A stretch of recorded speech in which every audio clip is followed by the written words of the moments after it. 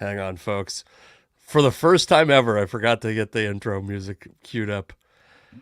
Terrible. Oh my God, embarrassing. Cold open.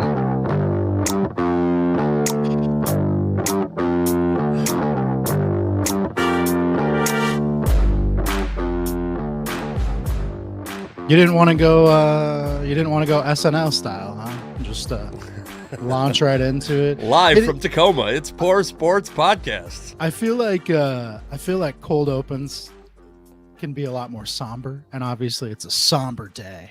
It's a somber day for Mariner fans. So I know you want to stick to, obviously, the absolute biggest story we're going to talk about is Scott Servais. But I do want to talk a little bit because you and I, by a little bit, I mean like for a couple minutes, everybody calm down, don't click off.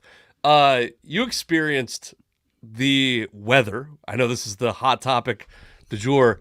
I had a fucking tree fall on my truck.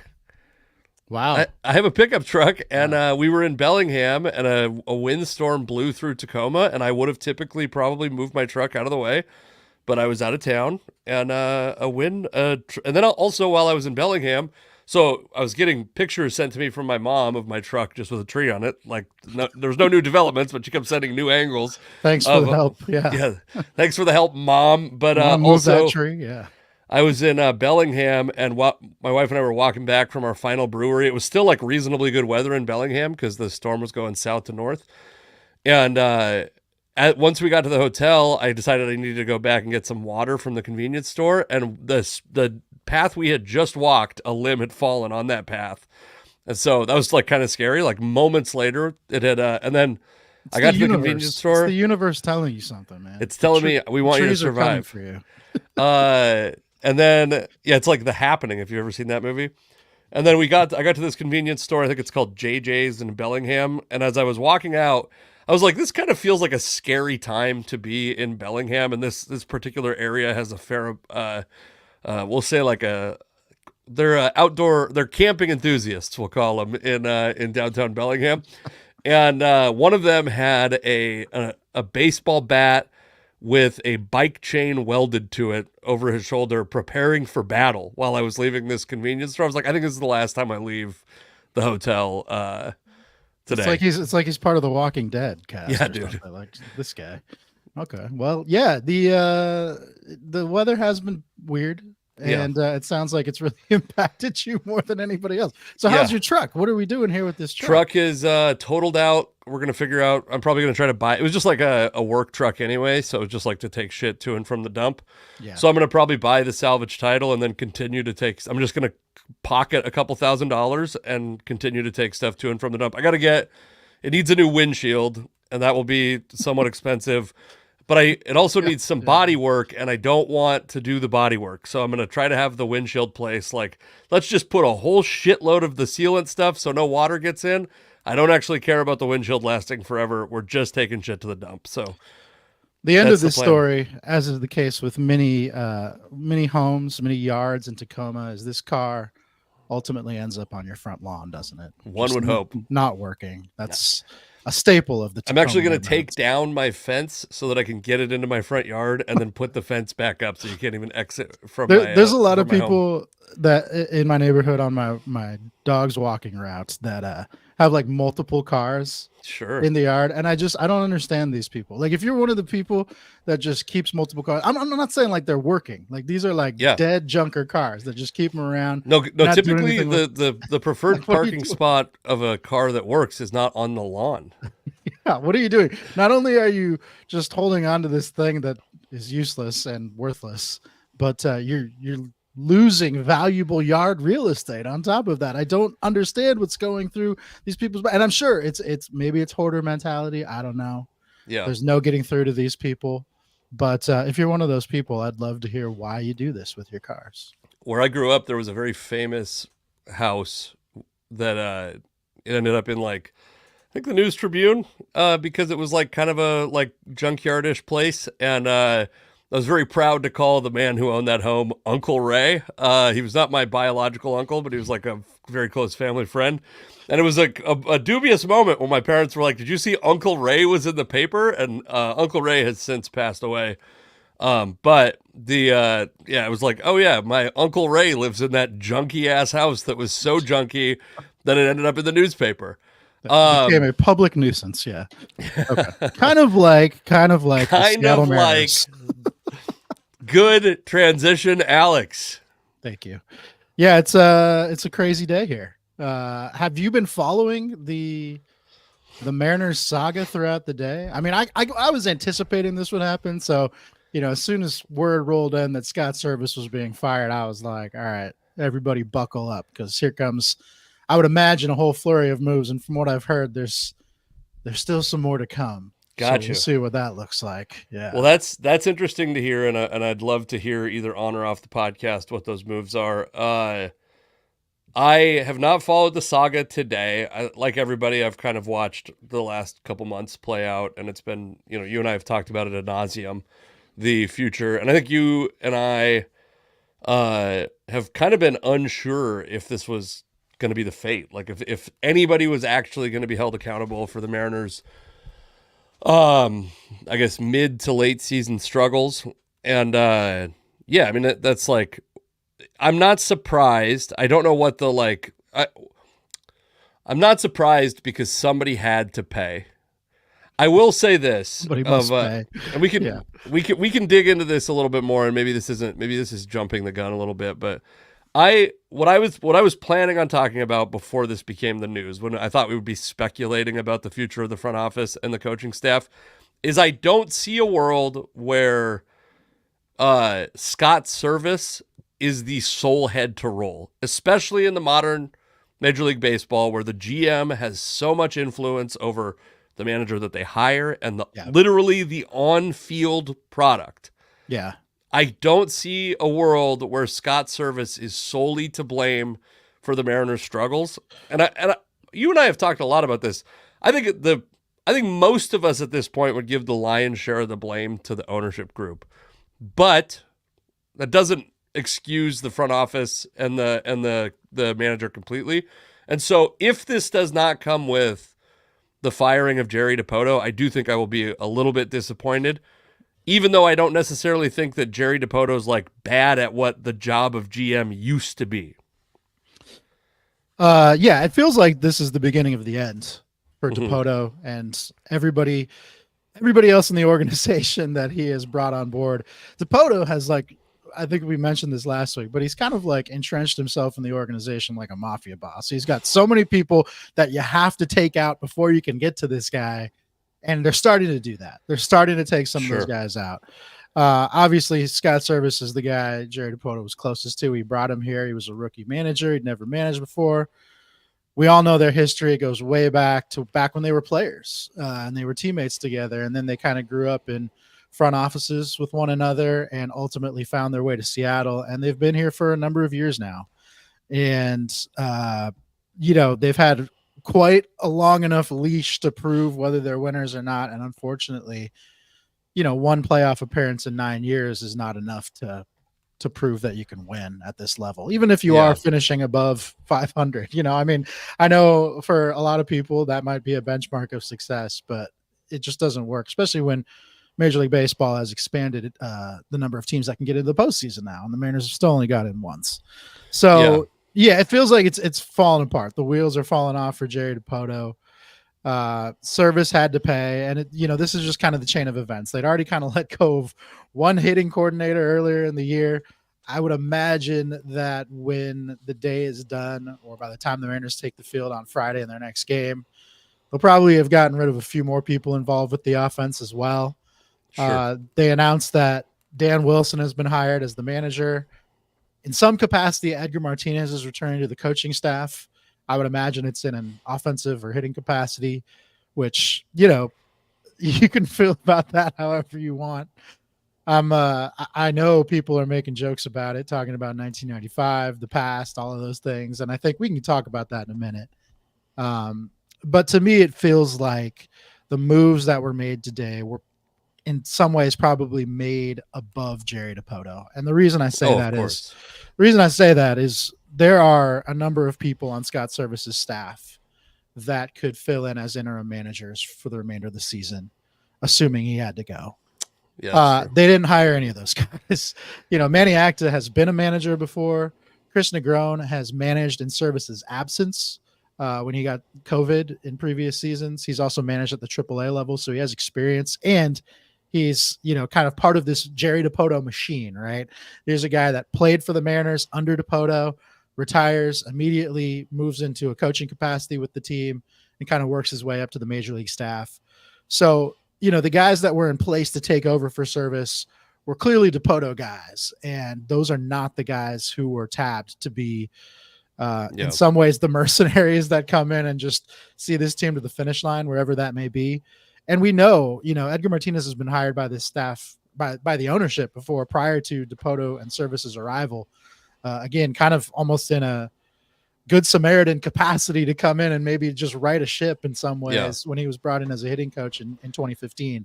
So it feels like they're kind of recycling that same pattern of behavior. And, if things go well, I mean, who knows what could be next for this team? I mean, maybe the funniest thing that could happen is that they actually succeed with Dan Wilson at the helm and Edgar Martinez leading the offense. And then who knows? But in all likelihood, it seems like this is just a stopgap until they can find some real replacements in the future. Yeah, I would say, to me, this reads as a white flag. I understand why people maybe have some optimism that this is something to put a charge into the team to take one last swipe at making the playoffs. I don't think that's going to happen. I mean, I think, let's see, I actually haven't looked at the Fangraphs playoff odds. The other thing I was going to argue against, by the way, and we could talk about this a little bit more towards the end, but this is not actually that good of a Mariners team, and I've said this a lot, and I've never really quantified it, and my plan was to quantify it today, and obviously the story that is leading is a little more important. But let's see, Mariners playoff odds, they're at 12.8% still to make the playoffs, which is actually kind of surprising to me that it's that high. It feels like it's an impossible wall to climb. Yes, this feels like a white flag to me. This feels like the only way you're gonna, in my estimation, bring Dan Wilson and Edgar Martinez into this organization right now in these roles is with the idea that there is no expectation that they are even very good at them or that they are going to be sophisticated in them. They are ambassadors for the franchise, ambassadors for the ownership, and not necessarily guys who are considered like incredible tacticians or strategists for baseball right now. And I think that's fine. I'm basically ready to punt the season. And I've said like many times over that this is where I expected the team to be. I did not expect this type of collapse. I mean, we've seen like just an absolute collapse in the last couple weeks, and especially the last week, right? I do wonder, and you might have a good feel for this. A lot of times you will go down these kind of game theory, like why would Logan Gilbert want to resign if he can't win a Cy Young? Sometimes I think like we're assuming and we're doing a little bit of psychological game theory that maybe isn't legit for every player, right? Like maybe Logan Gilbert's that guy, maybe he's not.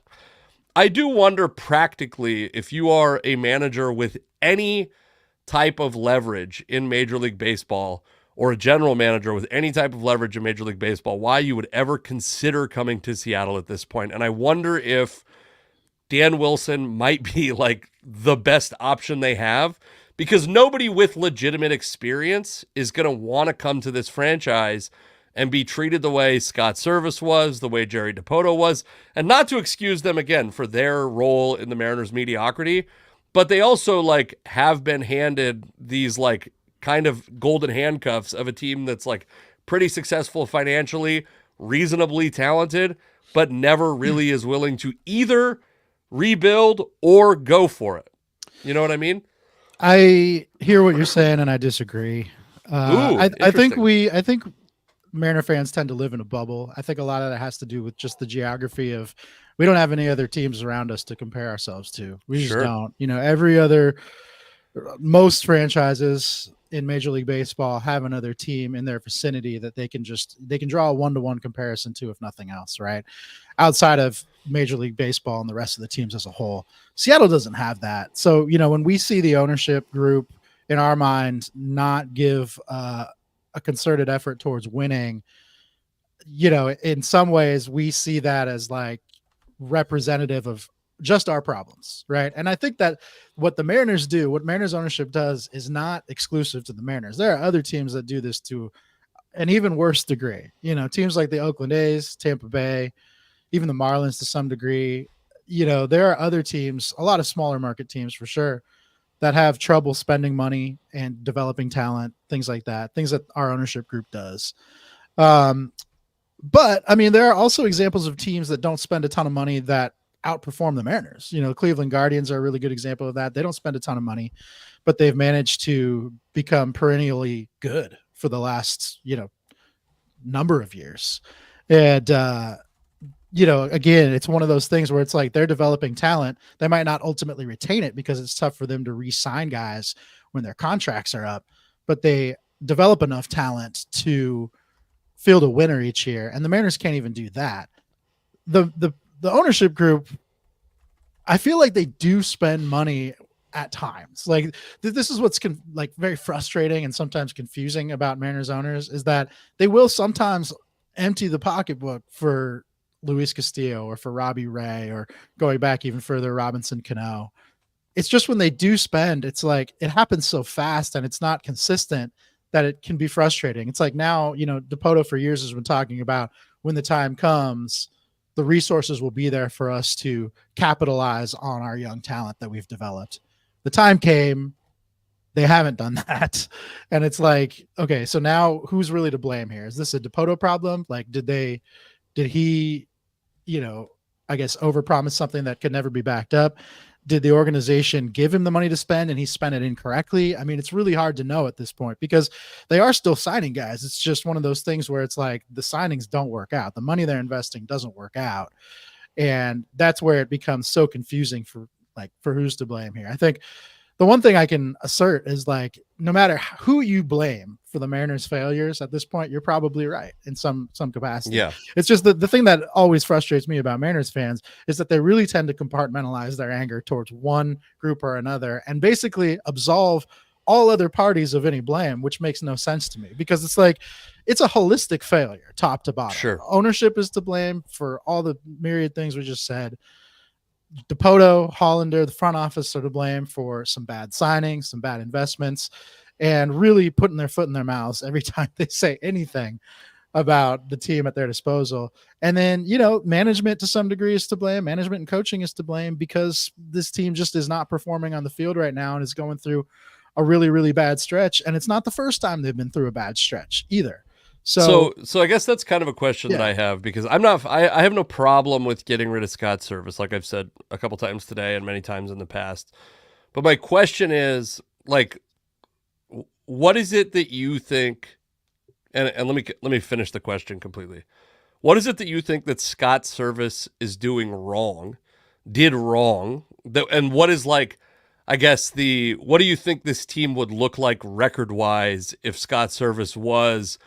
We're saying that because he's getting let go, he's got to be in the bottom half of major league managers, I think is the argument you would make.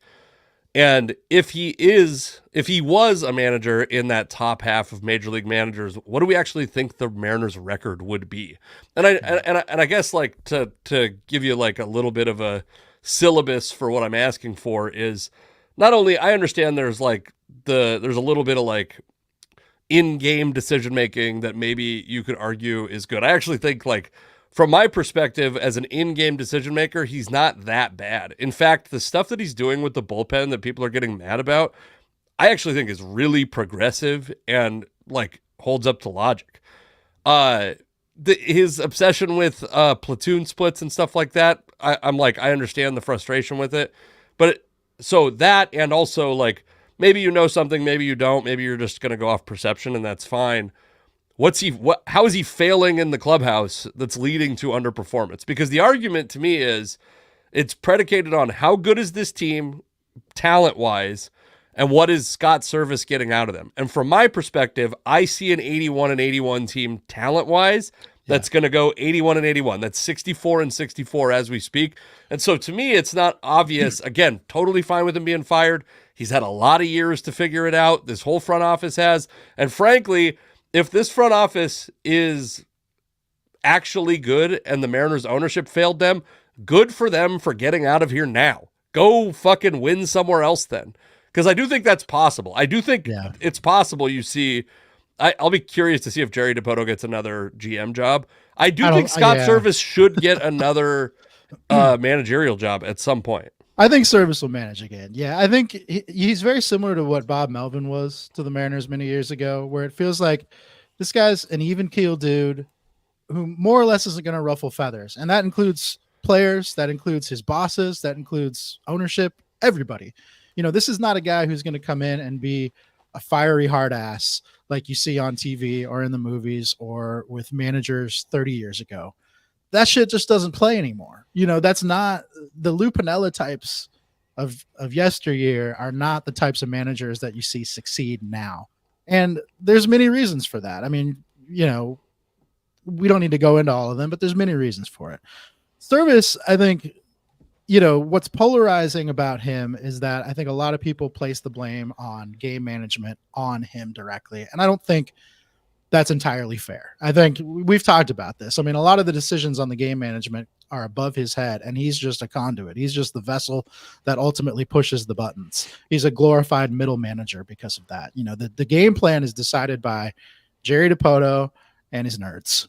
You know, all the Ivy League kids that he's hired to scout guys off paper and scout games off paper and simulate games and stuff like that. They are the ones who are deciding upon these platoons, deciding upon who's going to be used out of the bullpen each day in certain situations. Where Scott has to do his job is check in with guys ahead of each game and see who's available and who's not, you know, because the reality of relief pitching is on any given day, a guy might not be available because his arm's not feeling well.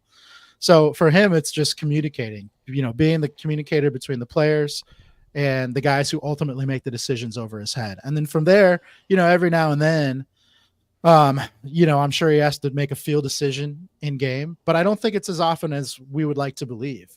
And that's where it's tough, I think, for fans to separate, you know, what a manager really does these days, especially one in Scott Servais's position, versus what they've seen in the past and what they believe managers do based on, you know, their experience growing up playing the game of baseball, managers that used to exist 30 years ago where they had total autonomy, or things that they've seen on TV and in movies. Where I think you can really put some blame on Servais is that I guess in many ways his failing is that he was almost too much of a company man. I mean, that's the way I see it.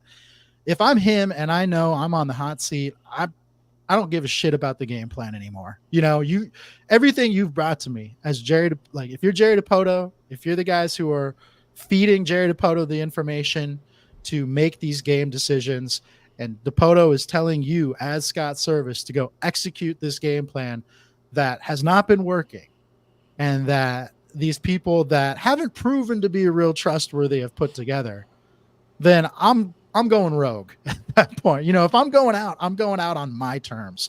And I don't know if Scott did that. I mean, for all we know, the last 2 weeks was him playing off field, and look how bad it went. I mean, maybe that's exactly what happened, but it certainly didn't seem that way. When you see him in the dugout, when you look at the look on his face, that guy just perpetually looked overwhelmed. He looks like a middle manager who was under stress from a boss above him. That's constantly how he looked when things were going bad. It seemed like he just kind of towed the company line from beginning to end, and ultimately it was his demise, which to me indicates that ultimately, you know, DiPoto and the people above Servais are probably the ones who are really to blame. And it also indicates to me that ownership probably made the moves to go get Dan Wilson and I guess Edgar Martinez in some capacity, because they were like, we don't want any of your guys pushing these buttons anymore. We need somebody who at least, they might not be total independent thinkers. I mean, there are people out there that are going to say Dan Wilson is as much of a shill for the organization and for Jerry DiPoto as Scott Servais was. But I don't think that's true. I think if you're brought in at this stage in August, I mean, how often do you even see a manager get fired in August? That's not something that typically happens. Yeah. If you're brought in at this stage, I would hope that you're able to do it on your terms. And so if they just go and shit the bed, then, hey, maybe that indicates that the game plan wasn't so bad. And maybe Scott Servais was operating on feel, but I have to imagine that a lot of this was not his call. Yeah. I mean, I think it seems, I also don't really know what a GM is doing between now I mean, I understand that, like, if they were going to retain their job, they'd be like out scouting potentially or something like that. But I don't think that I don't know that like you need an acting GM in the same way. Now, I do have a question. Well, so I guess like, do you think then what is the more, um, what do you think that this Mariners team would look like? And who I don't know who a good manager. There's always argument over who is and isn't a good manager, and when talent depletes on a team, good managers tend to fail. Joe Madden is a great example, a guy who everyone in the world thought was a great manager, and then who lost his fastball. And did he ever have a fastball? We don't know because he had like very talented teams, and it's not really super clear that he was or was not a great manager. And that's kind of the thing about this that's a little bit. That's actually one of the reasons why I think it's a little frustrating.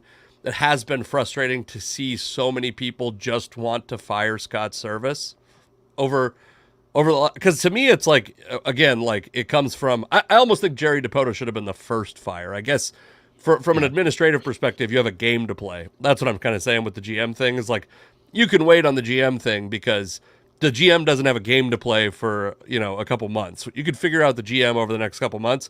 If you think you want to try to salvage this season, or you need to stop having your players be infected by the horrible philosophy of Scott Servais. I understand getting rid of Scott Servais first.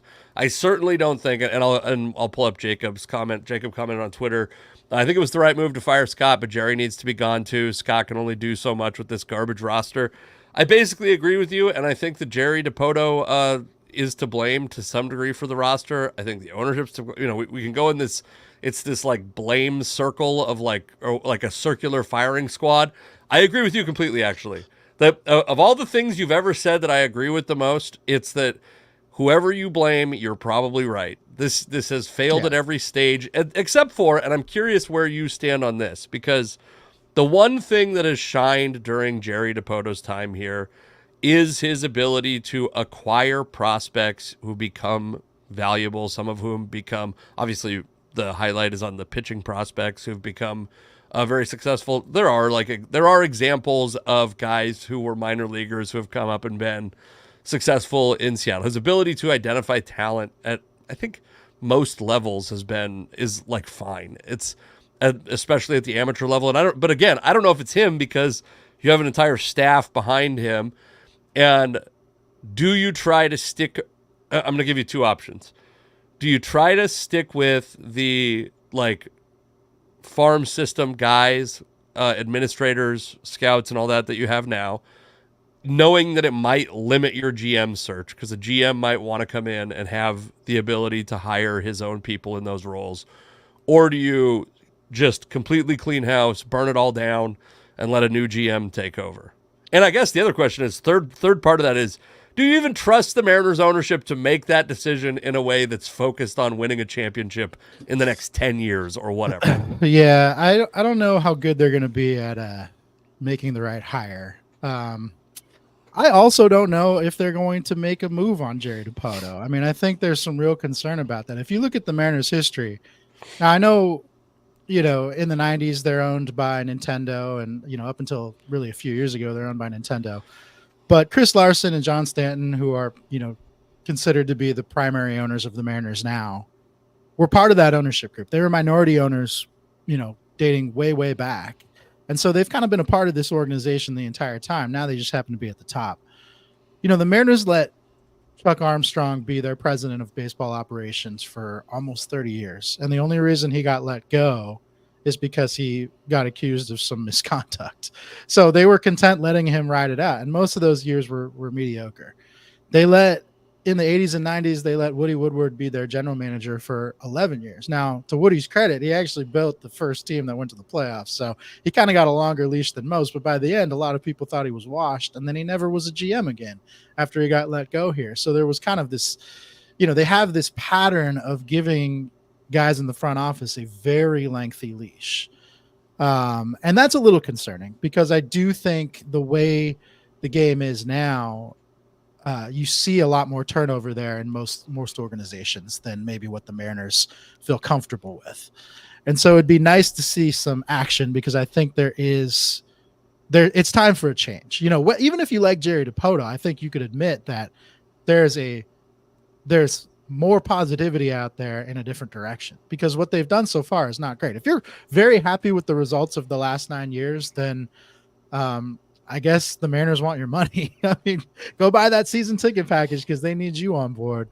But you know, one playoff appearance in 9 years is not enough to warrant anyone keeping their job in no sport. I mean, like, it doesn't matter what sport you're playing. Baseball just happens to be the one that we're talking about now, but like, one playoff appearance in 9 years is not great. I also think, like, you know, if no matter what they do, I don't think they're worried about how the system shakes out if they bring somebody else in. I mean, the Mariners have done a great job developing pitching, so you might want to hang on to some of the guys that are responsible for developing pitchers, because that's clearly worked out.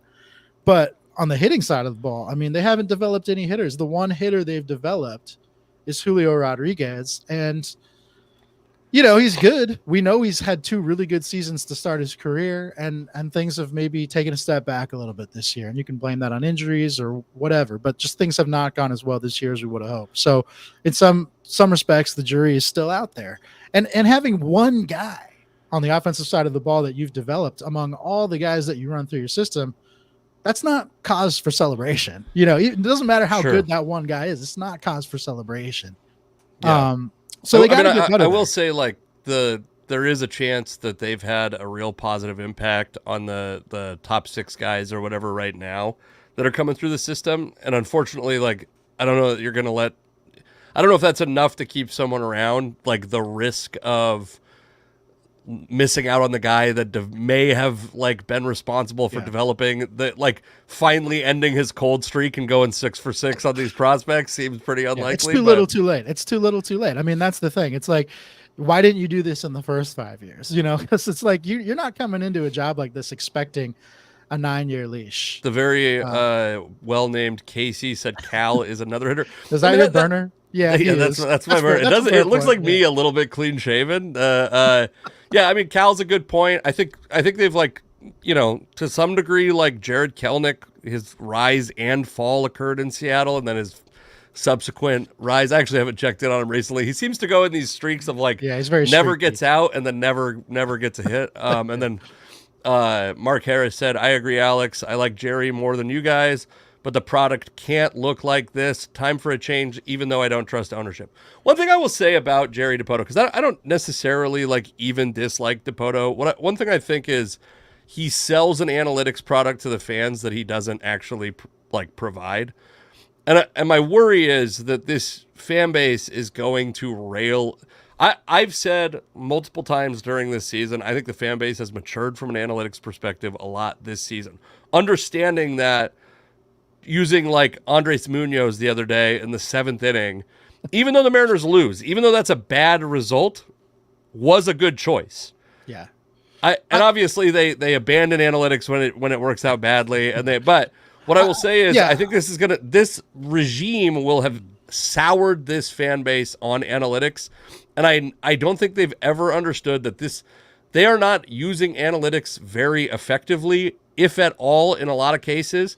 And every team in baseball is using analytics, and most of them, the teams that are doing well on a regular basis, are using analytics significantly more effectively than the Mariners are. So the idea that the Mariners are going to go back to some old school baseball philosophy is, one, that should be a fucking nightmare for people, because that you're going to go back 60 years in baseball philosophy, and now you're going to need, like, incredibly talented teams to just eke out one playoff win or one playoff series every 9 years. Yeah, I mean, I got to give Mariner fans credit. If there's one thing that they've done in the DiPoto era, it's become smarter about analytics. And the reason that Mariner fans have become smarter about analytics is because our team sucks. You know, when your team is good, you can just be the dumb, happy golden retriever fan because you know your team's good. Why do you need to look at stats? The only stat that matters is the wins, right? Like, that's it.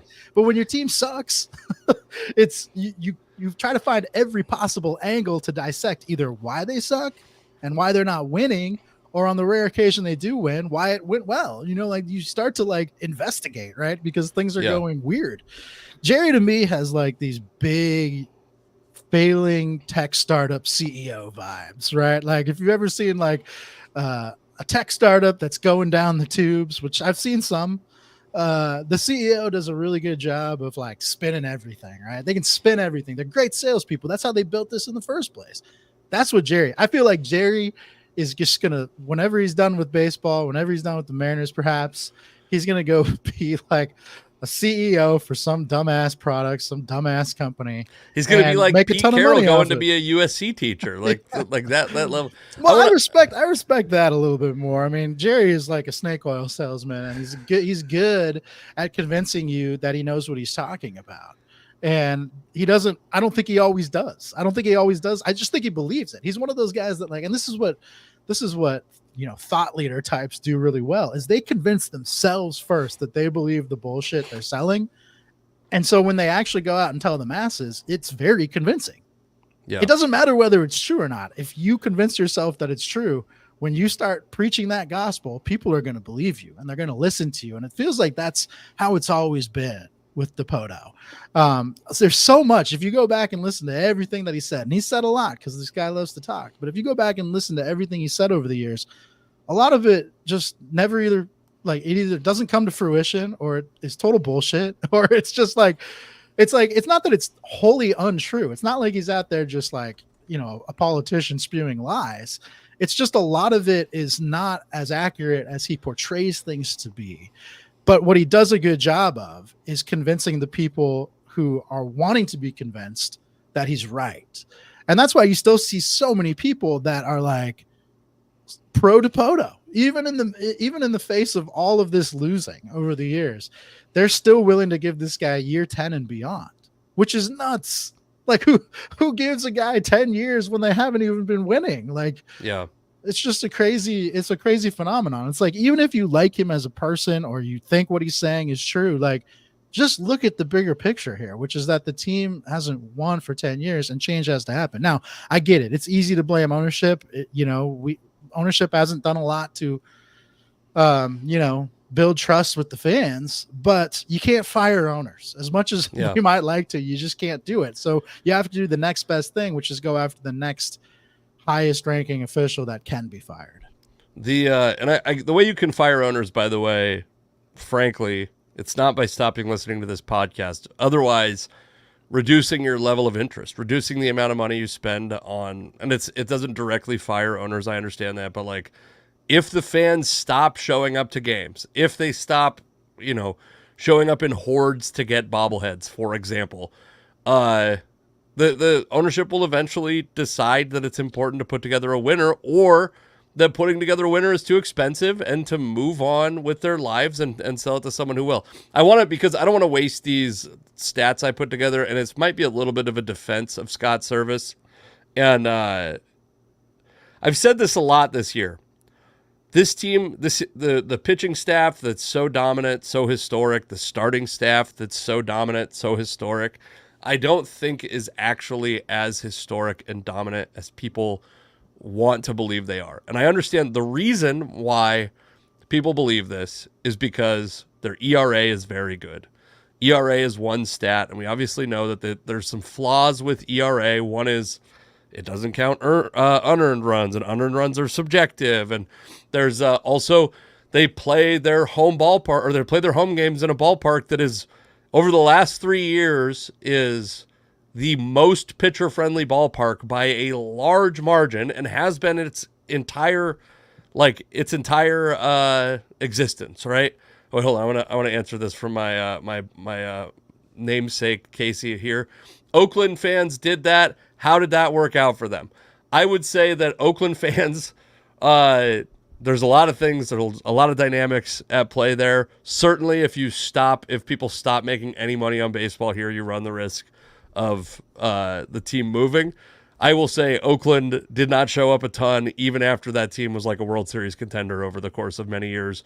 Mariners fans are still sticking it out after 20 years of abject failure. Really quick on that, though, I guess the lesson to be learned with Oakland is that you can, if your owners are cheap for 2 or 3 decades, it can erode the fan base, which is what happened in Oakland, right? Because 80s and 90s, they are thriving. They're filling the Oakland Coliseum, and then their stadium ages, which frankly, that's going to happen to T-Mobile Park at some point. It's going to age, even though it's consistently considered one of the best ballparks in baseball. It will age, and if your ownership group is cheap, they're not going to upgrade the stadium as time passes the way you'd expect. Yeah. Kind of like what happened in Oakland. And then 30 years down the road, you do end up in this situation where things are on the outs with the city you're in. So it's like, I guess you could be saying the beginning of a similar situation if your ownership group doesn't pony up, in the long run. So the Mariners pitching staff, first in home ERA, they're first in home xFIP. But not by a lot on xFIP, by the way. There's a big margin on ERA, a pretty small margin on xFIP, and xFIP isn't explicitly park adjusted, but it tries to like take the luck portion of ERA out of ERA, right? It's not perfect. The Mariners are 11th best on the road. That was at home, by the way, and I think they're first in overall also. On the road, they're 11th best in xFIP, 10th best in ERA. At home, as a hitting team, they are 29th best, second worst in weighted on base, 29th in OPS.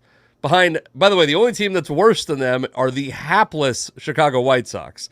Were there not a team that was absolutely tanking 2024, the Mariners should be in last place in both those stats. In WRC Plus, which is a park-adjusted statistic that takes into account the fact that Safeco Field is very hard to hit in, they are 21st best, which is still not good, but it's not historically bad. T-Mobile Park, have I called it Safeco yet? I feel like I've called it Safeco at some point. Okay. T-Mobile Park I tune in and out. That's fine. I'm usually looking at Fangraphs waiting for you to get done talking. So T-Mobile Park is historically difficult to hit in. And I guess my point is this team is an average team. The pitching staff is a little above average, but they are not historically great. The starting pitching even. I know the bullpen, it makes sense to compartmentalize the bullpen from the starting staff. The starting staff is not historically great. They are good, but you can see when they pitch in T-Mobile Park. And that is a skill, by the way. It is important. Like, know your ballpark, pitch to your ballpark. That is good. Maybe they have found something out about T-Mobile Park and they're able to be dominant. But it looks like opposing pitchers have found that out also, right? Like, the book is out on T-Mobile Park, and it's not, to me, it is not an obvious coincidence that the team is the worst in baseball outside of the minor league team that's being fielded in Chicago. They're the worst in baseball hitting in their home ballpark and the best in baseball pitching in their home ballpark, because their home ballpark is very, very, very pitcher friendly. And it's given the fan base a false interpretation of how good this team actually is. This is not a historically good pitching staff. It's a very good pitching staff. We've talked about this before. However you define an ace, maybe Logan Gilbert is creeping up on that. I think nobody else on that staff is like a true shutdown ace. We've seen stretches of Luis Castillo where he's very difficult to hit and then periods where he blows up. I think all these guys are number 2 or 3 pitchers on playoff teams, but it's not like this team is full of aces. This is not like the Verlander, Max Scherzer pitching staffs. You know what I mean? This is where you said you started that whole thought saying maybe this was a defense of Scott Servais. I would actually say this is more damning on the coaching. Okay. Because I think physically those starting pitchers are 5 of the best in Major League Baseball. Physically. You look at them, they're all in shape. They're all in great shape. They all throw 95 plus. Logan and Luis Castillo, can hit triple digits. Kirby can get up there. Even Wu and Miller can get up close to it. They're all throwing. Like, how many teams in Major League Baseball can say we got 5 starters that all come close to triple digits, and on top of that are like pitching ninja darlings, right? Like, these guys are always on the pitching ninja Twitter account because they have amazing breaking stuff on top of throwing heat. And it's like, from a physical standpoint, these guys are as good as it gets. Every team in Major League Baseball would want any of our 5 guys. And you look at most teams in Major League Baseball, their 4 and 5 are like barely hanging on to Major League careers, right? Or are a season away from going to the bullpen. That's not the case with the Mariners pitchers. Where I think they struggle on the rare occasions that they do struggle, it's like this whole control the zone philosophy, dominate the zone philosophy seems to kind of be their Achilles heel. They can be. It seems like it's more mental side with them. You know, we talked last week about how when things start going bad for George Kirby, they don't get better. They tend to spiral. He can be emotional. We saw it the other day with Logan Gilbert, yesterday's start against the Dodgers. Things kind of get out of hand a little bit. He's not always able to right the ship. They have this tendency. We've seen it with Luis Castillo probably more than any of the other pitchers. They just pound the zone with strikes, which is good. You know, throwing strikes is obviously good, but it is also what makes them susceptible to getting hit. So this philosophy is like, we're going to reward guys who just pound the strike zone. But other teams know that. Other teams know this philosophy that the Mariners have of trying to get everything in the zone. They're going to be able to ambush some fastballs here and there. Well, also, I understand you want to put a psychological element on it, and what I would say, there's like a strict strategic element where it's like when you're in a ballpark that doesn't give up home runs, that doesn't give up base hits, where it's easy to strike batters out because of whatever. Doesn't matter what the reason is. If it's the backdrop, if it's whatever, it's easy to strike batters out in T-Mobile Park. You're going to pound the strike zone. Like that is a strategy, and there's enough years of data on T-Mobile Park that you can just go in and throw strikes and not be penalized for them in the same way you would be in a neutral ballpark. And maybe there's a challenge, and I don't know what the way you would measure this is. I'm not even convinced like the measurements that I gave you are perfect because the pitching stats did not include park adjusted stats. And also one of the things about like measuring just road ballparks is for every other team, T-Mobile Park is a road ballpark. They get to go in there a couple times a year, pound the strike zone, and for the Mariners, that doesn't count towards their road stats. I understand that. What I'm saying overall is I think it's a good pitching staff. I think it is a top 10 major league pitching staff. I think it's a pitching staff that you absolutely should be able to make the playoffs with if you field a decent offense. And I think this is a bad offense. I don't think it's a historically bad offense. Well, I don't think this year is an anomaly. This year is the continuation of 20 years of Safeco Field suppressing offense and the Mariners never being able to figure out how to put together a team that can play in Safeco Field over a full season. Two Safeco Fields. They did 2 Safeco Fields? 2. Yeah. Fuck back yeah, we did it. Hell yeah. But I mean, there was a time when it was Safeco Field in that 20 years, but it's 20 years of this ballpark and the Mariners never understanding how to field. And by the way, maybe in modern baseball, it's too difficult. Yeah. Well, here's the problem. I'm open to the idea of making this. I'm open to the idea of making the stadium easier to hit in, to attract free agents, and to not, if you think there's a psychological element to this, to not crush the spirit of Teoscar Hernandez or Adrian Beltre or Jared Kelnick or Jeff Cirillo, or name the thousands of dudes, not thousands, but dozens of dudes who have come here and underperformed their career averages. Not only on park adjusted stats, not just on raw accounting stats. Yeah, I mean, this is where the offensive philosophy fails so much, is because, I mean, I can stand behind the philosophy of let's build our pitching to this ballpark that we have. Let's really get some good pitchers in here. Let them throw strikes, because all those balls that would be homers in every other ballpark are going to be flyouts at the track here, and that's fine. We can live with that. If you're going to abide by that philosophy, then you have to win the majority of your games at home. You just have to, because you're going to go on the road and be lucky to be 500. Every time the Mariners go into a hitter's ballpark, anytime they go to like Houston or Baltimore, places like that, you start to see their pitchers crumble a little bit. I mean, you see some of those balls that would ordinarily be flyouts leave the yard, and then that ends up being the Mariners' undoing, because we know they can't hit. The thing that has always just kind of like confused me is that if you're playing on the pitching and defense side so much to your home ballpark the way that the Mariners have, then why don't you play your offense to the ballpark as well? I mean, they're all about like the elevate and celebrate, the launch angle, the home run or bust mentality. Why would you have the home run or bust mentality in one of the hardest ballparks to hit home runs? The type of guy you should be looking for on the offensive side of the ball is a gap-to-gap hitter. It's why Ichiro was such a great player here. I mean, he would have been a great player anywhere, but he really fit the ballpark well because he's a gap-to-gap hitter. It's like That's the type of dude you should be looking for. Like, what good is Dylan Moore going up there and either striking out or lofting the ball to left field? You know, like, what good is that in T-Mobile Park? Because sometimes he'll hit home runs, yes, but when he's not hitting a home run, he's of no value to you. He's just an automatic out. Guys like that they've found, like, those are Jerry type dudes, and it's like, why do you keep bringing these dudes in when they don't fit your park philosophy at all? You're fitting this park philosophy with pitching. You're not fitting it with hitting at all.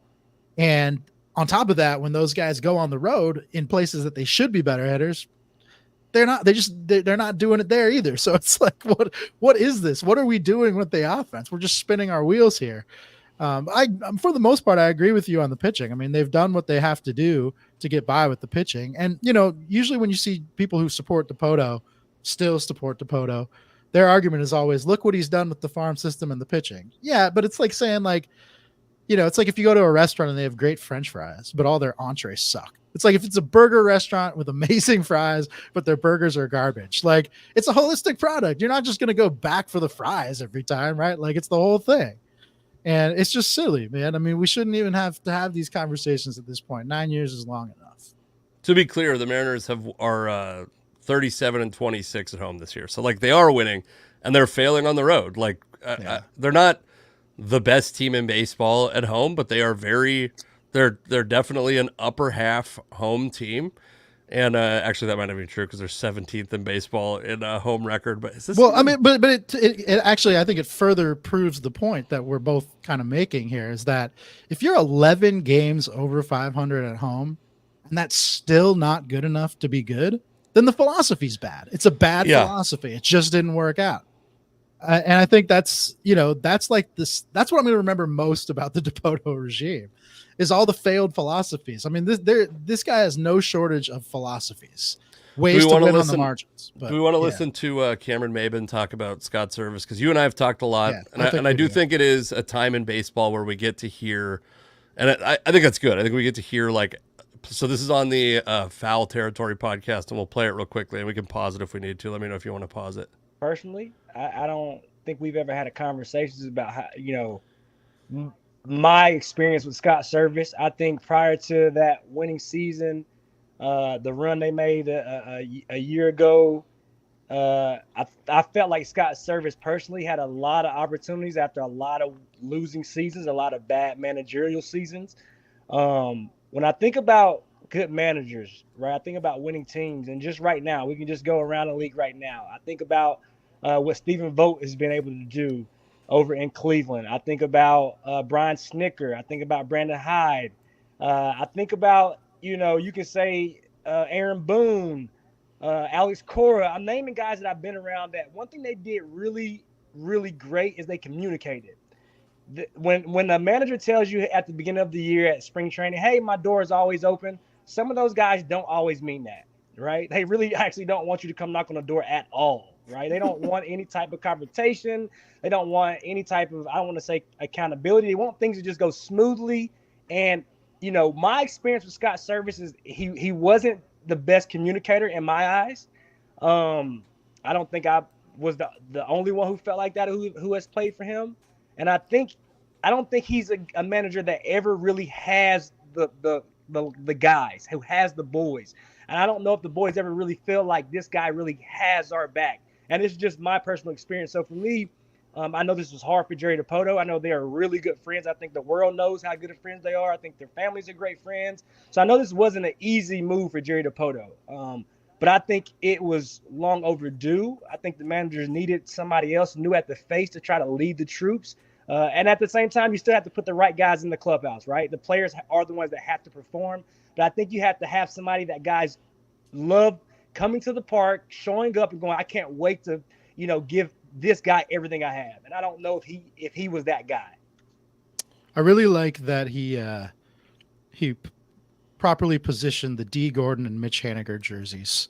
But this man Cameron Maben played 30 games with the Mariners in 2018, and somehow in that 1 month he was here, he managed to snag some jerseys from D. Gordon and Mitch Haniger and put them up. Yeah. On the wall. Two questions. Do you think that those jerseys were up before that conversation? I'm not familiar with the Foul Territory podcast to know if it is or is not. He probably moves them. It's like on PTI back in the day that always moved the little heads behind. Oh yeah. On camera, depending on what they were talking about that day. I'm sure they probably do a little bit of that with their jerseys at home. The other thing about this is we live in a time where a guy like Cameron Maben, who's, journeyman kind of failed top prospect, wouldn't really have a platform in 1980. You know what I mean? Like no one would be going to Cameron Maben for his opinion on Scott Servais, but we live in a time where it's very easy to have a platform. You and I have a podcast that by no means, if it was hard to get a podcast, neither of us would have a podcast. We just would not put in the effort to do it, but it's so easy now to have a podcast. And Cameron Maben is, I think, a perfect example of a guy. And I'm not saying Cameron Maben could have certainly come to Seattle and been a star, but there's been a bunch of these guys. Taylor Trammell's another one. These guys that were like high upside, the guys that the Mariners like have prided themselves in discovering, kind of dusting off the diamond a little bit. There's been a ton of these guys that they've failed on. Cameron Maben was a guy who was like a very high level prospect, if memory serves, and maybe is the exact perfect guy we should be hearing from. One thing I will contend with, Scott Servais had 3 losing seasons in 9 years, which I bet everybody in the world would have guessed it was more than that because it's felt like a lot more than that. And one of those was the pandemic season. Well, I was 2018 one of them? I assume it was because that's the year Maben was here. And if you go back and look at the 2018, no, they were 89 and 73. Okay, they were pretty good in 20. Yeah. If you go back and look at that 2018 roster, I mean that might be one of Scott's biggest success stories then, because that does not look like an 89 win roster. I mean, Ryan Healy is your leading first base game player. Yeah, it was real shitty. It was a real shitty roster. And you had Gene Segura in a good Gene Segura year. You had Kyle Seager. Denard Span was respectable. There were things on that team. Mike Zunino had a season that wasn't horrific. There's a couple of things with Maben's comments that stand out. I mean, first of all, people who are pro Servais, pro Dipoto, pro Mariners at all are going to say, hey, this guy was only here for 30 days. Or 30 games. How's he supposed to get any kind of real vibe about the manager or the organization in such a short amount of time? But you know what? That's 30 more games than you or I or any other fan I've ever been around Servais. And you speak confidently about the psychology of Major League Baseball players. So I understand how people should listen to Cameron Maben over you. I agree. It's like this guy was a first-hand account. I mean, that matters. But at the same time, it's like what he said wasn't particularly like incriminating or like he's not. It's like it almost felt like I have to give an opinion here. Where can I maybe nitpick a little bit? It's almost like a nitpick more than anything else. Well, and I think it's also like the best communicator. Yeah, it's also potentially a personality conflict that we don't know what Cameron Maben thinks of all of his managers that have not connected with him. I mean, he might hate everybody. Right. Yeah, for all we know. So yeah, I mean, I certainly understand there's like grains of salt to take that with. I do think it's definitely interesting. I think we'll probably hear more from some players. My suspicion is like I don't think Scott Servais is like dynamic or flamboyant enough to have crazy stories that we haven't heard about, right? Like if you heard a story that was like Pete Carroll was secretly like killing dogs, you'd be like, well, he's a nut job. So yes, I could, but if you heard that about Scott Servais, you'd be like, there's no way. That guy's got like 8 golden retrievers that he falls asleep with every night in Seattle proper in a 1-story house. Like this dude is not, so I don't think we're going to have like super salacious, crazy stories about Scott Servais. I will be curious if we hear like ways that he failed strategically or developmentally for players.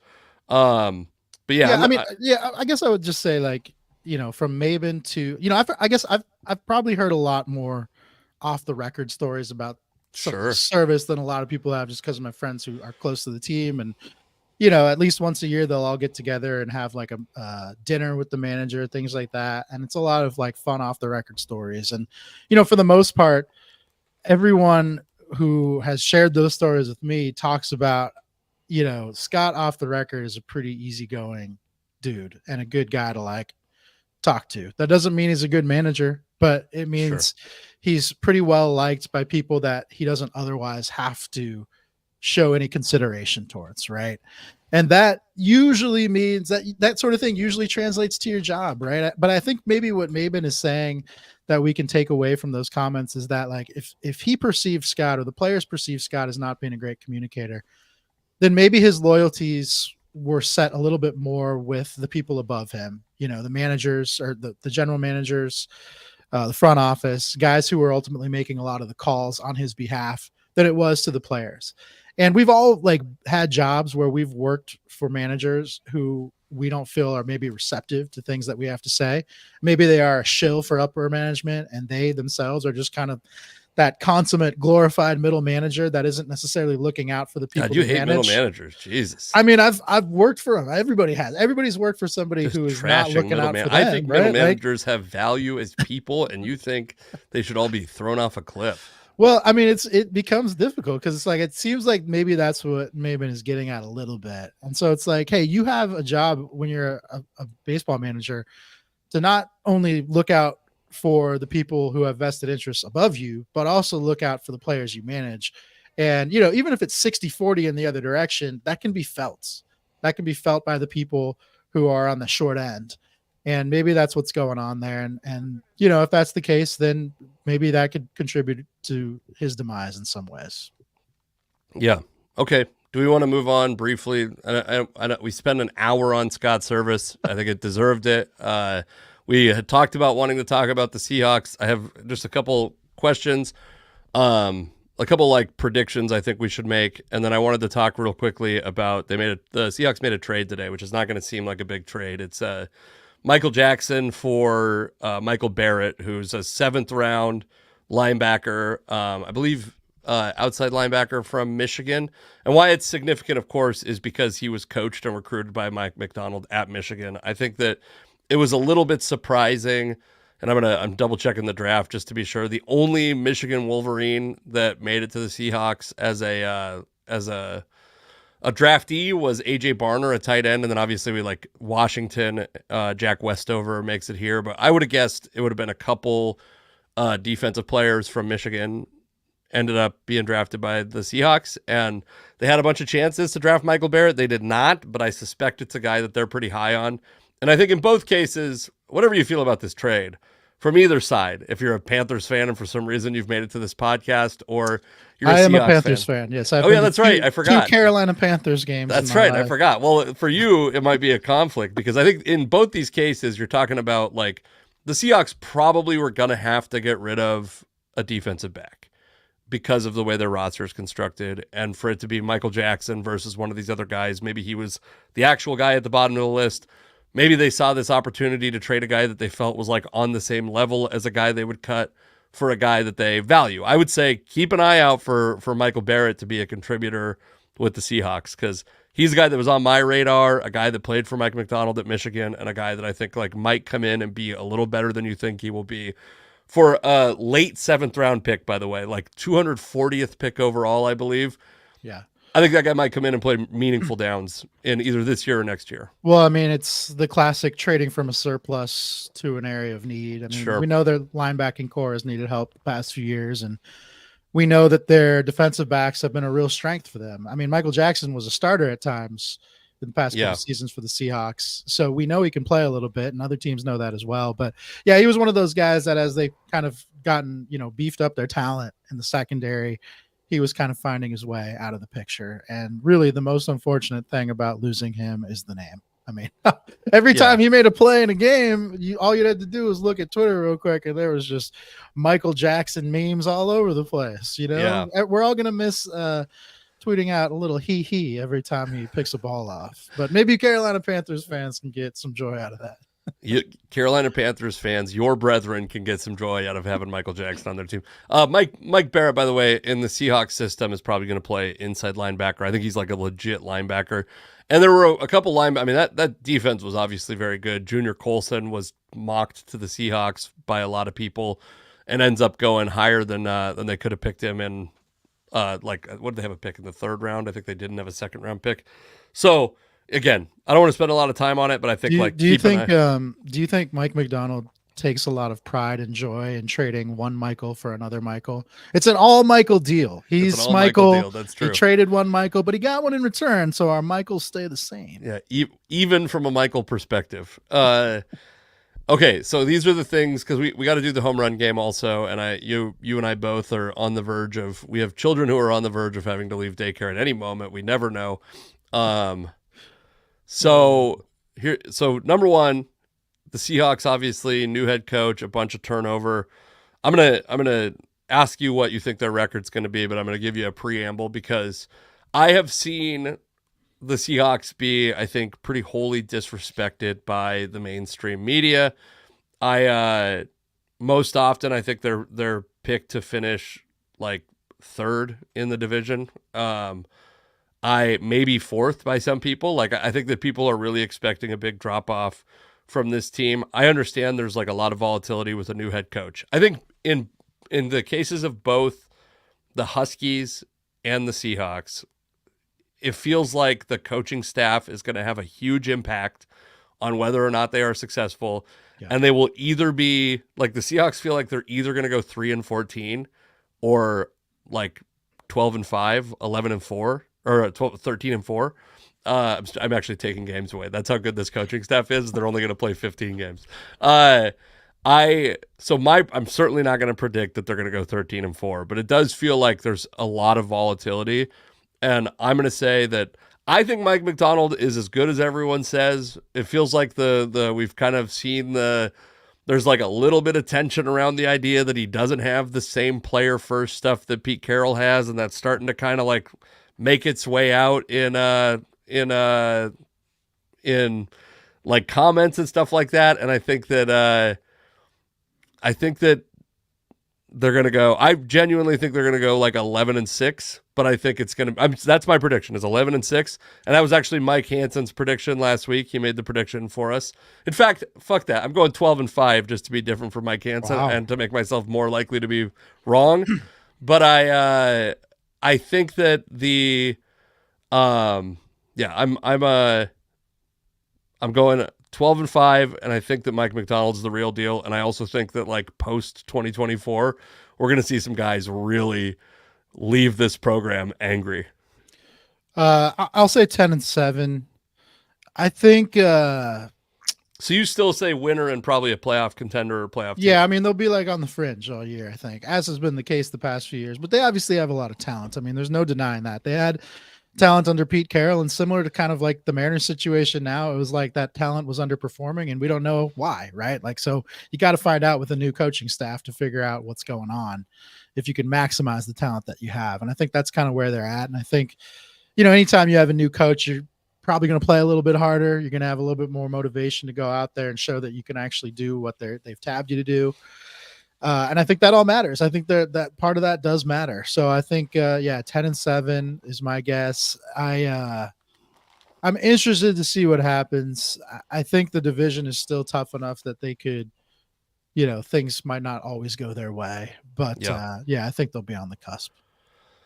Do you think that Sam Howell is going to start a game with a healthy Geno on the roster? No, I don't think so. I think they like Geno, even though I think I like watching you recoil as you said that. They like what? Yeah, you felt that you're like Twitter. I like Geno too. I just I think the perception is just that Geno's always replaceable because he's Geno Smith and he's not some first round draft pick that you're trying to develop.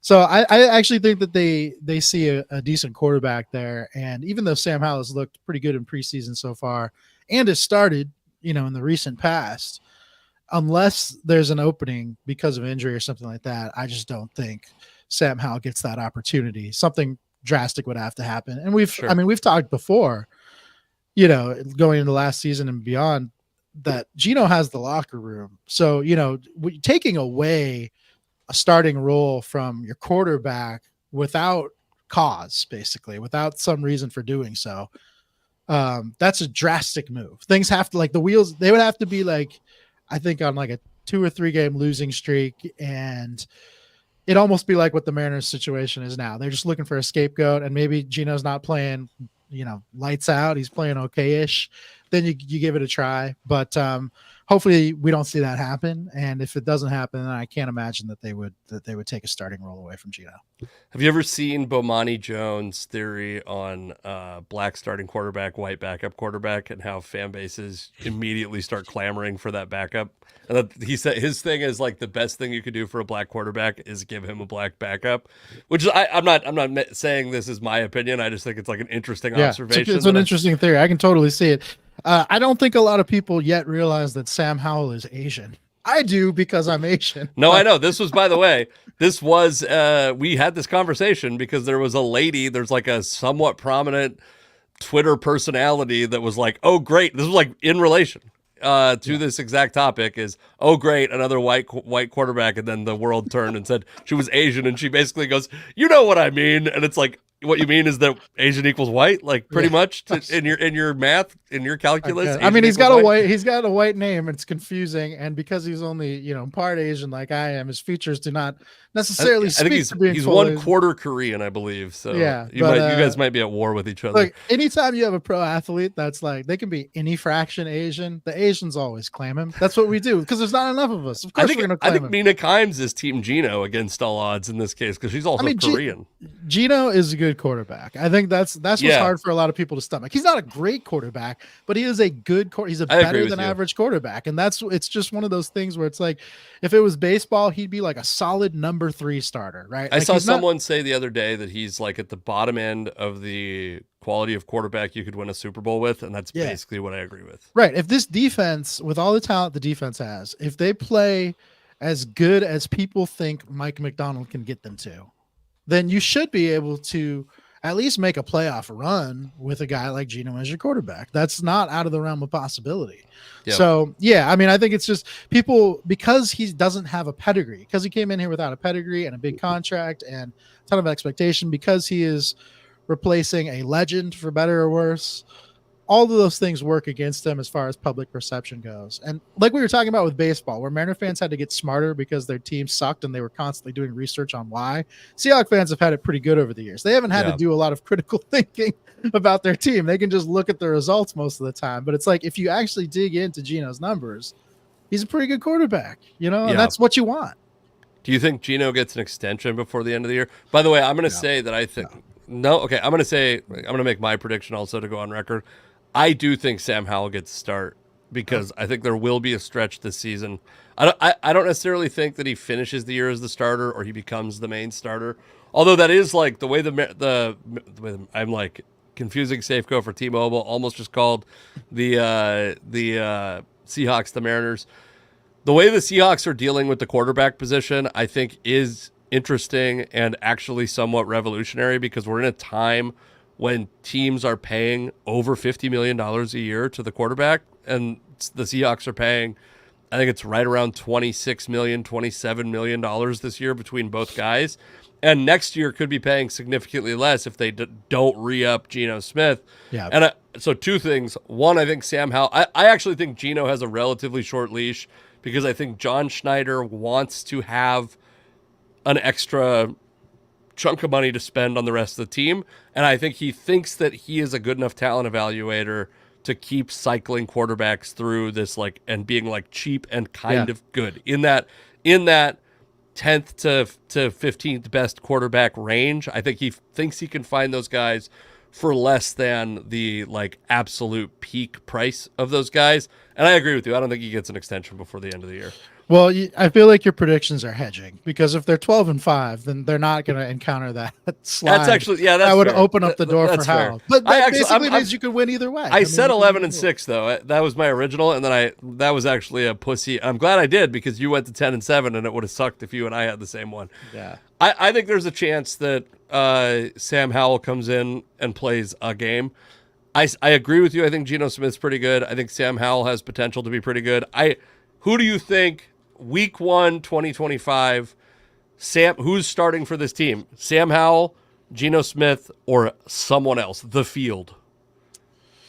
Oh, man. I mean, you can't even make that prediction yet. Yeah, you can. It's like 3 options. I mean, it's 3 options, and it's a podcast that no one listens to. It's not an educated guess. Of course it's not. I would say the field because there's way more quarterbacks than those two you named. So yeah, but like, most of them aren't on the just, Seahawks right now. Yes, but if I'm a numerical, just going with the math and the odds, then I'm taking the field, and that's why. Oh, that's really dumb. That's really dumb, Alex. Because if you were just going with the because the vast majority of teams, their starter next year was on their team this year. You were wrong to think that but the the field guy is that good. we have starting this year is not. My bold prediction is that Sam Howell is the starter beginning of 2025. Even though I think if Geno Smith is the starter at the beginning of 2025, that is incredible news. That probably means that the team played very well in 2024.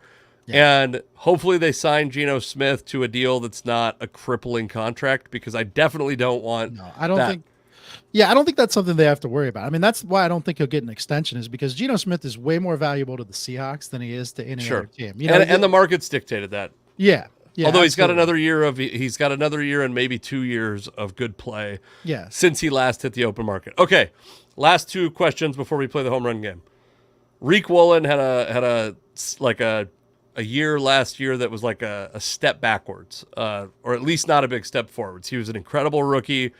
Seahawks fans were clamoring for him to get all of the praise and accolades that Sauce Gardner got. He didn't get, I think, any of them. Last year, he drops off quite a bit. I think everyone agrees he's very talented. One of our early clips is you and I saying he has a perfect body, which is very exciting, because he said that Russell Wilson has a body that's built like a bag of potatoes, if you recall. Yes, I do. Yeah. And so my question is 2024 binary, Rick Woolen, Pro Bowl, no Pro Bowl. Oh, I'll say Pro Bowl, because Pro Bowl is like the Major League Baseball playoffs. Everyone seems to get in now. So sure. Yeah, I mean, I think he'll be a good test case for this regime, because, you know, Woolen is the guy that is like the classic Pete Carroll mold of cornerback, just like the long, rangy defensive back that is not your traditional build for a defensive back, that they loved, and they seem to make the most out of those types of guys. We don't know if this group can do that, if they, you know, play the same way, or they utilize these guys in the same way that Pete Carroll somehow managed to. So it'll be a good test case. Like, can they take this long, rangy guy and make him as good as he was, if not better, than a couple years ago? So I'll say Pro Bowl, just because I want to be optimistic, and because almost everybody gets a Pro Bowl. Yeah. Especially, by the way, at the quarterback position. That's the funny thing. When they're like, he's a Pro Bowler, it's like there was like 8 alternates. What are you talking about? Rick Woolen, I will say, like, obviously very talented guy. Does not necessarily fit what Mike McDonald's corners have done, and that's why people are skeptical. I think the mark of a great coach, and I think it was the hallmark of the early Pete Carroll in Seattle years, was taking the talent at your disposal and maximizing the production you get out of that talent. Yeah, and I think that Rick Woolen has a lot of tools to work with. And if you're going to try to turn him into Richard Sherman, a guy that can tackle really well at the line of scrimmage, who could tackle running backs really well, he's probably not that guy.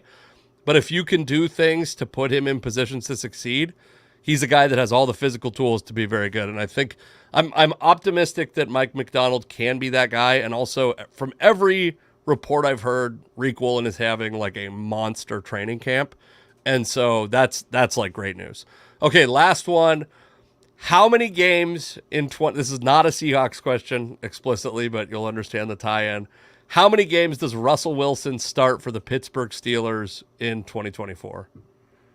I'll go with his jersey number, 3. I don't think he's long for. I think they like Justin Fields better, and obviously Justin Fields is younger. He has more upside, and he seems like one of those guys that kind of got a raw deal in Chicago. They never really surrounded him with a lot of talent.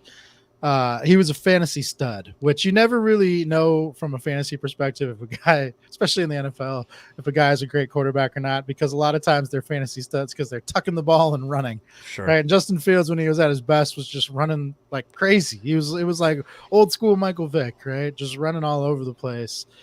And I think now that he's got some real coaching behind him, he's not cycling. He won't presumably be cycling through coaches like he did in Chicago.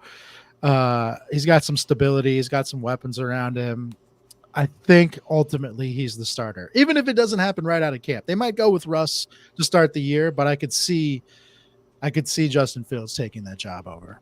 I'm going to go slightly more optimistic. well, quite a bit more optimistic because you went way lower than I would have expected. Yeah. I'm going to say he starts 12 games. I think that at some point the team is going to decide they need to see what they have in Justin Fields and see if they're going to decide Russell Wilson is not the future of the Pittsburgh Steelers and decide that they are, and maybe even be out of playoff contention. This is probably the worst. This is the least stable the Steelers quarterback situation has looked in a long time.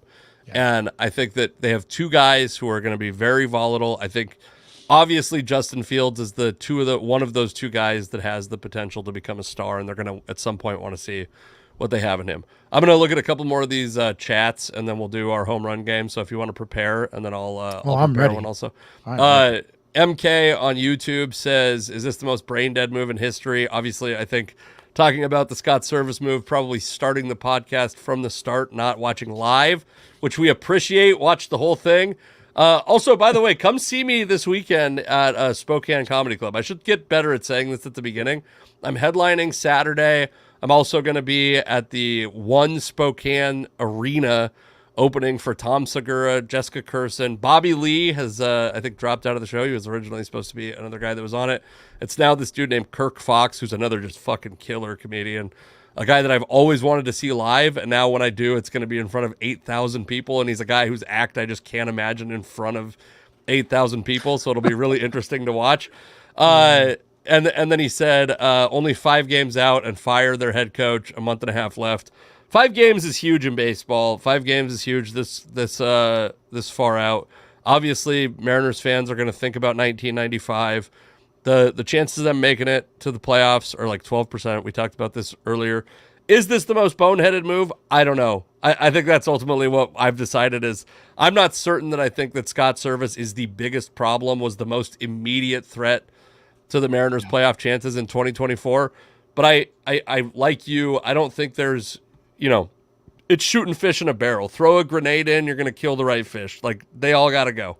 They all got to go at some point. And then the last one is my namesake Casey, who I don't think I've seen comment before. So thank you for stopping in today, Casey. I love seeing my own name read back to me on screen. There was a graph of quarterbacks playing man coverage in 2023, and he was way off on his own on the good side.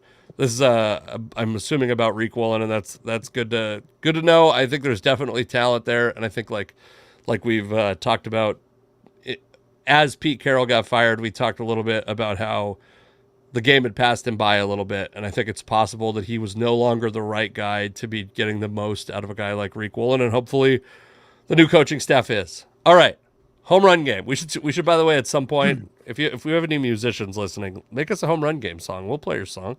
We'll play your goddamn song, and we'll promote your stupid band. That probably sucks, if we're being honest. They definitely do if they're coming to us. Yeah. Okay, I got another recent retiree for you. I love the recent retirees. Also, I don't think this is giving too much away. He's a Mariner killer over the years. Cole Calhoun. Ooh, boy, Cole Calhoun. I'm going to be in a similar realm of player, by the way. Again, it's like, I don't know why we're always in this. Maybe my guy probably didn't actually overlap with your guy, but you'll understand. Cole Calhoun, my memory of Cole Calhoun is that as an Angel, it's possible that he played elsewhere at some point. I'm going to go, Mariner killer. Man, there was those, the Cron brothers. I feel like he's like the third Cron brother. CJ Cron? Yeah. Wasn't there two? There was two Crones, right? No, there was a actually no. I think there might have been. Yeah. Well, they were CJ Cron's dad played, but let's see. Did Kevin Cron maybe is the other one? Okay. Bob Springer, our pal Bob Springer, just got out of treatment. Can't wait to listen back. Sad for the person, but makes sense to fire him. I hope it's just a huge overhaul, including owners. Yeah, Bob Springer just got out of heroin rehab. Very good for you. Just kidding. He has cancer, and he's getting. Got way darker than the heroin rehab comment. CJ Cron's brother is Kevin Cron, who played briefly in Major League Baseball. Okay, I thought so. Not much. Yeah, Cole Calhoun to me is like a third Cron. I'm gonna go Cole Calhoun. It feels like there's no way he could have played 10 seasons, but also maybe he. Bob Springer says it's fentanyl, fucker. Yeah, thank you. That's feels like I'm going to say he played 10 seasons because it feels like he's right around that range. And I feel like there's a chance I'm going to be way off. And I'm going to go, I mean, this is like relative shot in the dark. I'm going to say he's one of those guys that it seemed like the Angels just always had, like dating back to Tim Salmon and JT Snow, these guys that were just like, just big fucking white dudes that could hit the ball, especially against the Mariners. It feels like you're filibustering so that I'm going to have like 30 seconds to make my home run decision. What, do you have a hard out? Yeah, I got a hard out at 3. Oh, fuck. Okay. Yeah, I should do that. That's smart. But it actually, last week it worked great for me. I know. Okay, so I'm going to say he averaged like about 25 per 162, but platooned a little bit probably. And, probably short on the end, short on the beginning. I'm going to put Cole Calhoun at 175 home runs. Okay. Wow. All right. He plays 12 years. Okay. First 2 are very limited, and the last 3 of the last 4 are very limited, although 1 is the COVID shortened season. Sure. He was a spring training Mariners player last year, but he didn't ultimately make the club. He did play last season very briefly for the Cleveland Guardians, 43 games. But he wasn't so much of a platoon player during his good years with the Angels. He had 6 consecutive seasons of basically playing every day. His 162 game average for home runs is 23, so you were a little high on what his average was. His high watermark for home runs, 2019, he has 33 of them for the Angels. Most of his career, obviously, with the Angels. And then he bounces to Arizona for a couple years, Texas for a season, and then last year with Cleveland. You said 175. He's got 179. God damn! I think that's your best one yet. I think so. I mean, I'm pretty bad at this game, so it's almost impossible to imagine I got one closer. Well done. If our counter Bob Springer didn't get stupid heroin addiction and cancer, we would have probably had this all up to date. But he, okay. Thanks. I really puts the pressure on me with the 2 minutes I have left here. But I did stick it within 6 last week, so I'm playing with a little bit of house money. Yeah, here's Bob Springer giving me my props. Okay, you got 2 minutes. My guy is Troy Glass. Troy Glass. Funny story about Troy Glass. I play softball. My buddy Rooney, Mr. Rooney on Twitter. We've played softball together for a number of years. He bought some baseball pants off eBay because he's a softball baseball pants guy, which, those guys, they care the most, I think. I'm a shorts guy myself. But anyway, he buys these pants off eBay, and come to find out there's a name tag in them. It's Troy Glass's pants. So this man has been playing all season wearing Troy Glass's we have too many questions. You can't bring this up with fucking 2 minutes I was left. like, man, if you would have known that. Like, how bad is it for Troy Glass that he's selling his pants? Somebody's selling Troy Glass's pants. Anyway, Troy Glass, yeah. It comes up around, I want to say 98 with the Angels. Played third base. Later in his career, shifts to first. He didn't always play for the Angels. He goes off to somebody else for a while. I can't remember. But he was one of those guys that was like such a big prospect, such a big start to his career, coming up in the middle of the, I guess maybe more like the tail end of the steroid era, and producing at a high level right out of the gate. So people thought he was going to be great. And then the end came fast for Glass. I feel like it was probably about, I want to say like a 12-year career, 12 or 13 years. And he probably hit 40 home runs somewhere early on and then really failed fast. I think he had a lot of injuries, if I remember correctly. But I've got 1 minute left to make a stab here. 12 years, and let's say he averaged in those 12 years, not a 162 game average, but he actually averaged about like 25 a year. I'm going to say this is not going to go well. I'm going to say 230 home runs. Oh boy, this is a big day. You know what? You got to stick around for this fucking, so he hits 47 home runs as a third-year player, 13-year career, like you said, 3,462 game average. We'll abbreviate it so that we can celebrate. You said 230? Yeah. I wish you were dyslexic because it's 320 home runs. You got fucking work today. This might actually bring our season numbers very close together. I know. We got to eventually calculate them because we're kind of coming close to the end of the baseball season. We might have to figure out another game or just keep playing the home run game. All right, I'll let you go. I'll sign us off if you would like to leave. We'll see you next week. Make sure you do my usual sign off and promote nothing. Okay, perfect. All right, thank you everybody for now it's just awkward because Alex is like maybe getting out or not. Now it's like when you walk to you say goodbye to someone and then walk the same direction. Come see me do stand-up comedy this weekend. Great Outdoors Comedy Festival in Spokane, then Spokane Comedy Club on Saturday. And then I will be at Four Horsemen Brewing in Kent, Washington, headlining on Sunday. Go to CaseyMcLeanComedy.com for other dates and follow me on Instagram at Casey McLean Comedy. I'm also on Twitter at @TheCaseyMcLean. Please come see me do stand-up comedy. I desperately want to see you there. How does that go? Like for Alex Akita, who is at AlexSSN on Twitter. Don't follow him on Instagram. I'm Casey McLean. Have a good night. Drive safe. Don't drink and neuter your pets or whatever they say.